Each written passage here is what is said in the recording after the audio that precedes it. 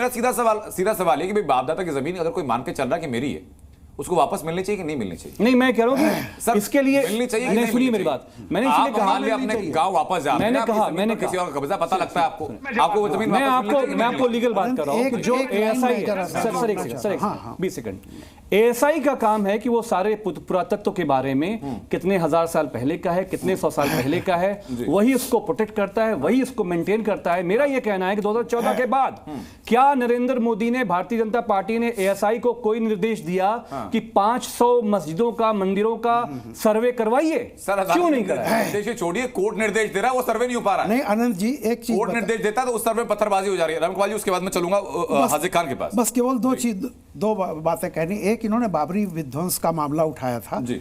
जो मैं बता दूं, उस केस में वहां उस समय मैं संपादक था नवभारत टाइम्स का, वहां की सीबीआई ने मुझे उसमें विटनेस बना दिया जी। और मेरे पास, जब मैं दिल्ली में था तो मुझे वहां जाना पड़ा।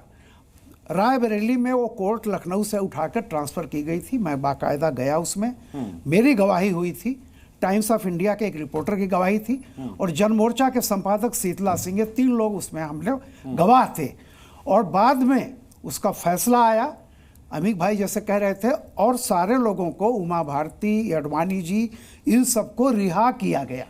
फैसला हुआ था अदालत का, वो आप कह सकते हैं कि उसके खिलाफ नहीं हुआ था। नहीं, मैं देखिए, मैं अदालत, आप पत्रकार थे, एक काम करते हैं, बाद में के इतिहास में जाएंगे, कोई 84 के इतिहास में जाएगा, फिर 47 के इतिहास में जाएंगे, कोर्ट का आदेश, फिर हम 712 ईडी में चले जाएंगे। आप सुनिए तो सही है ना भैया, ये सारे तथ्य उस समय के जज के सामने पेश हुए थे जी। और वो मैं केवल अदालत की बात कर रहा हूं। सर विद योर परमिशन आज के टॉपिक पर आ जाते हैं सर रामकुमार जी। और दूसरा जो है एएसआई की बात कर रहे थे, एक बात बता दूं, संभल में ये जो मामला है, जो बिल्डिंग है या जो धर्मस्थल है, ये एएसआई के अंडर में था। वहां से जब मुलायम सरकार थी, वहां पे दिया भी जलाए जाते थे।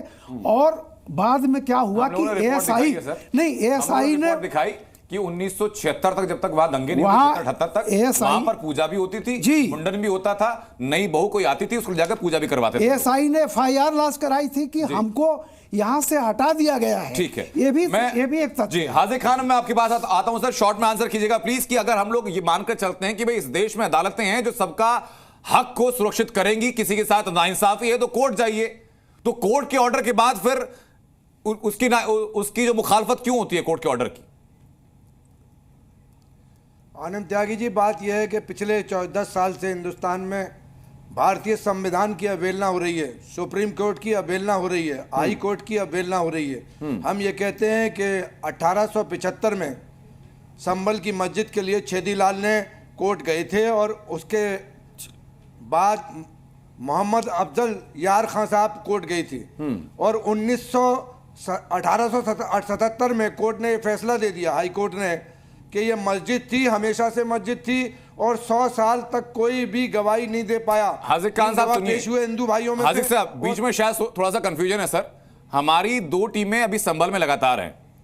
संभल में जो लोग आज की तारीख में लगभग अपने उम्र के 60वें दशक में पहुंच गए हैं, वो लोग गवाही दे रहे हैं कि उनकी आंखों के सामने उस दहलीज पर मुंडन भी होता था, उनकी आंखों के सामने उसी जगह पर पूजा भी होती थी, घर के अंदर कोई अगर नया व्यक्ति आता था, किसी की शादी होती थी, उसकी रस्म अदायगी वही जाकर होती थी। मानेंगे हाई कोर्ट के ऑर्डर को, मानेंगे हाई कोर्ट के अंदर बाउंड है पूरे उत्तर प्रदेश का, बनारस, मथुरा, संभल और काशी। मैं तो कोर्ट के ऑर्डर तक पहुंचा नहीं सर अभी तक तो हाई कोर्ट कह रहा है, जो लोग कह रहे हैं, जो वहां के रहने वाले लोग कह रहे हैं, जो गवाही दे रहे हैं, वो कह रहे हैं कि 78 में 1978 के दंगों में जब लगभग 23 हिंदुओं को जिंदा जला दिया गया था, उसके बाद से पूजा बंद हो गई। ये वहां के लोग कह रहे हैं। अरे सर, आप मेरी सुनिए, ये आप कह रहे हैं और वहां के लोग, मैं नहीं कह रहा सर, ये वहां के लोग कह रहे हैं जो वहां रहते हैं। बात बता रहे हो, जिनके अपने जले वो लोग गवाही दे रहे हैं। मैं कोर्ट की बता रहा हूं, आप उनकी कह रहे हो। मैं हाई कोर्ट की बता रहा हूं, आप उनकी बता रहे हैं। आप मेरी बात सुने ना, सुप्रीम कोर्ट ने जो बाबरी मस्जिद का फैसला किया है, उसमें 997 पेज पर सुप्रीम कोर्ट ने कहा है कि हम 500 साल के पुराने मामला आज का सुप्रीम कोर्ट सॉल्व नहीं करता। सुप्रीम कोर्ट का ऑर्डर है, और वर्शिप एक्ट पर सुप्रीम कोर्ट का तो मामला गया ही नहीं। और वर्शिप एक्ट की बात कर रहे हैं, वर्शिप एक्ट की धारा 3, धारा 4 में पढ़िएगा सर, और जो मॉन्यूमेंट एक्ट है उसको भी पढ़िएगा सर, 1954 का। ना वर्शिप एक्ट की मानना चाहते, ये दोनों चीजें सर पैरेलल रख के चलनी होंगी। एजेंडे के हिसाब से पिक एंड चूज हम नहीं कर सकते सर। अरे और कम से कम लॉ के मामले तो ऐसा नहीं कर सकते। मेरी बात सदानंद जी, मैं आ रहा हूं सर आपके पास। मेरे पास विजय शंकर तिवारी जिनके पास मैं जा नहीं पाया, सदानंद जी महाराज हमारे साथ है। विजय शंकर तिवारी जी, मुझे सिर्फ ये बताइए कि अगर आज के योगी आदित्यनाथ के बयान पर कुछ लोग आपत्ति कर रहे हैं कि बयान सही नहीं है, तो उसके पीछे क्या लॉजिक आप देखते हैं? विवेक श्रीवास्तव ने अपना जो लॉजिक है आपके सामने रख दिया। विवेक श्रीवास्तव जी का लॉजिक कोई मायने नहीं रखता है, क्योंकि ये तो एथीट्स हैं, ये किसी धर्म को मानते नहीं, तो किसी धर्म के विषय में प्रश्न क्या करेंगे, उत्तर क्या देंगे वो। और वो तो एक मत मैंने कई बार कहा है कि विवेक श्रीवास्तव जी पाकिस्तान, अफगानिस्तान, बांग्लादेश में, पिछली बार उन्होंने कहा कि हमारी कम्युनिस्ट पार्टी वहाँ भी है, तो हमने कहा कि आप तो भारत में कहते हैं कि हम तो अल्पसंख्यकों की रक्षा के काम करते हैं, तो आप पाकिस्तान, अफगानिस्तान और बांग्लादेश में आपकी पार्टी है, तो आप वहाँ हिंदुओं के लिए आवाज़ क्यों नहीं उठाते, चूँकि वहाँ अल्पसंख्यक है। तो इनके कोई भी शब्द, कोई भी बात मुझे लगता है कि लॉजिक पर खरी नहीं उतरती है। इन्होंने केवल नकारात्मक बात बोलनी है, हिंदुओं के विषय में बोलना है, धर्म के विषय में बोलना है, तो ये तो केवल नकारात्मक बात करते हैं। दूसरी बात मैं कहता हूं कि धर्म और मजहब एक नहीं है मुस्कान जी, एक नहीं है। अगर धर्म और मजहब एक होता तो बाबर 1528 में श्री राम जन्मभूमि के ऊपर बना हुआ भव्य मंदिर उसको नहीं तोड़ता, और 1529 में संभल में हरिहर मंदिर जो बाबर ने तोड़ा, अगर मजहब और धर्म एक होता तो वहां पर भी ये हरिहर मंदिर को नहीं तोड़ता। आज जो सवाल ये पूछ रहे हैं ना विजय शंकर जी, पहले अयोध्या का मामला आया, फिर मथुरा का मामला आया, फिर काशी का मामला आया, मेरी एक बात अब ये संभल का मामला आ गया, मैं नहीं बोला, पर दावा ठोक दिया मैं नहीं बोला जी मुस्कान जी, मैं नहीं बोला। देखो, मैं नहीं बोला, मुझे बात समाप्त करने दीजिए। मैं कहता हूं कि श्री राम जन्मभूमि का जो विषय था इसी प्रकार का था, और सुप्रीम कोर्ट ने कहा ये रामलला की भूमि है, आज वहां भव्य मंदिर बनकर के तैयार है। आज संभल में हरिहर मंदिर के लिए कोई अराजक, एक मिनट रुकिए हाजी खान, हरिहर मंदिर के लिए ये लोकतंत्र है, लोकतंत्र में अदालतें काम करती हैं, संविधानगत काम होता है, और जो हमारे भक्त हैं कहते हैं कभी आस्था पर प्रश्न उठाए जाते हैं। भारत में आस्था पर कभी प्रश्न उठाया गया?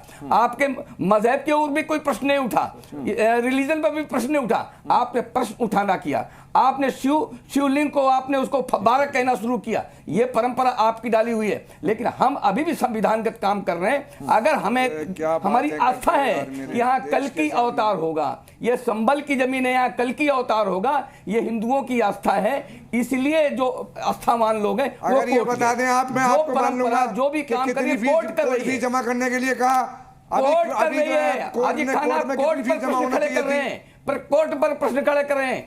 ये संविधान है, ये लोकतंत्र है। अभी एक विषय उठा, एक मिनट हाजी खान रुक जाइए, हाजी खान रुक जाइए, नहीं बोला, मैं केवल 10 सेकंड और बोलूंगा, बातें पूरी कर लें, उसके बाद आप काउंटर कर दीजिएगा। हाजी खान 1 मिनट सर, मैं 10 सेकंड बोलूंगा मुस्कान जी, 10 सेकंड। अभी एक बात हो रही थी कि मध्य प्रदेश में जैन मंदिर को हिंदुओं ने ये किया वो किया, तो उनको ये ध्यान में नहीं आया कुतुब मीनार में शिलालेख लगे हुए हैं कि जैन मंदिरों को तोड़ करके कुतुब मीनार बनाया गया है। इनको कुतुब मीनार ध्यान में नहीं आया। जैन मंदिर में सारे के सारे हिंदू आज भी नतमस्तक होकर अंदर जाकर के नमन करते हैं, पूजा करते हैं जी, इतनी श्रद्धा है उनकी। लेकिन मूल सवाल तो फिर आ जाता है ना, मूल सवाल फिर आ जाता है उस सवाल को लेकर के।